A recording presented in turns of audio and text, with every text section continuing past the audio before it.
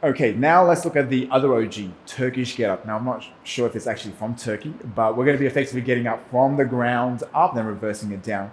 But the simplest way to learn this is through something we call half get up. What we're going to do is almost like a fetal position, just to keep things safe a little bit. Again, I'm going to make that weight, make connection with the weight. As I come up, I'm going to press the weight using both hands if I need to. Okay. From there, the same side knee is bent and up. Now, the idea here is with my hand, okay, to the side, I can play with the placement of my hands and legs. Now, in my brain, the movement sort of kind of means if I'm going to get up from the ground, I need to stand up, but you can see how hard this is going to be. So the objective of this is going to be, I'm going to look to rotate. I'm going to rotate to one side as I come up. So this is why my outside hand is important. I'm going to push my elbows down, okay, as I reach up with my hands. So I'm going to roll to the side and punch. Now notice I'm on my elbows. Yep. From here, I'm going to look to straighten my hands. I'm going to be in this seated position. I can adjust my legs if I need to. But from here, I'm going to lift my hips up while always, again, looking at the weight. I'm going to bring my knees under the hips and I can adjust my hands like so, or my feet so. Then again, I'm going to adjust my legs to sit through. I'm going to reverse engineer, find my elbows. Then, not just falling down to the ground, I'm going to slowly fight. And boom, place myself back on.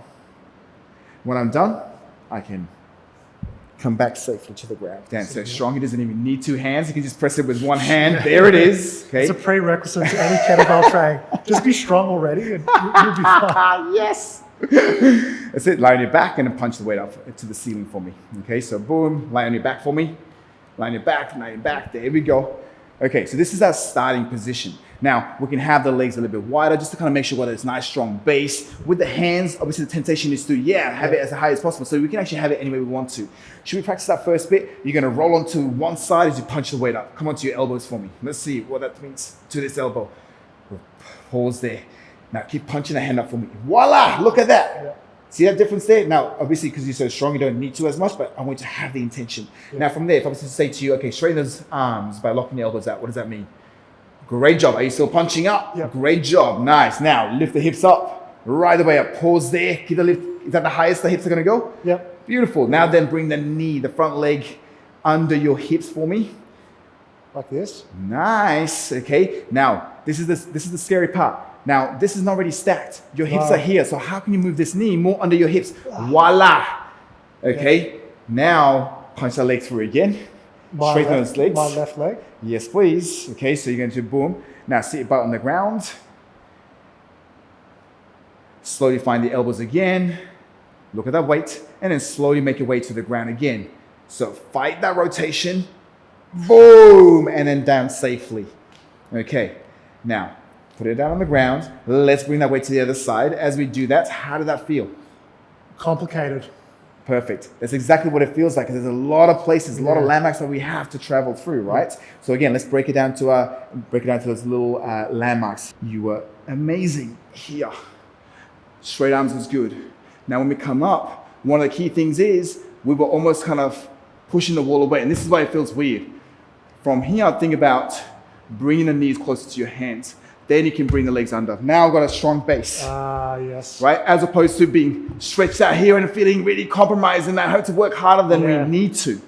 Should we just try that once? If I'm transparent about why that happened, I could tell that my left side, the glute, into like external rotation coming out, it's not the strongest in the world. So my body just went to where it's most relaxed, which is not ideal for this movement. So that's it. Me breaking down the half get up and drilling that, especially that hip position, it's key for me before I even think about the full get up. The best way to troubleshoot that position would be to reverse engineer that. Yeah. I'm going to come up, I'm going to have this position. From here, I'm going to find the ground. Then I'm going to adjust as I need to. I'm going to then sit through, come on down. Perfect. And then I'm going to, boom, come up. That's great you explained that of doing it in reverse, because by that point in the sequence, I've already been focusing on arm extended, get the leg extended, hips up. It's a lot of info by the time I get to that point. A bit of fatigue, a bit of mental fatigue. If we go from the top down, I'm already in the successful position. Reps on reps of that. Let's see if we can connect those ideas together. Yeah. Knee back under the hips. There we go. Yeah. And let's see if you can sit up. You can punch up. Boom. I'm up. Success. You know, it's effectively stand up, Just stand up. Gotcha. right? And reversing that would be then find That looked a lot more elegant than my version, but legs. Again, then we start that position again, like perfect. so. Turkish get up. I got some homework, but thanks for showing me that. Guys, when you combine calisthenics with weights, that's when your physique is really going to start to change. I've spent 17 years figuring out what actually works so that you don't have to. Click the link down below to get my hybrid program. I'll show you exactly what to do and coach you through the whole thing.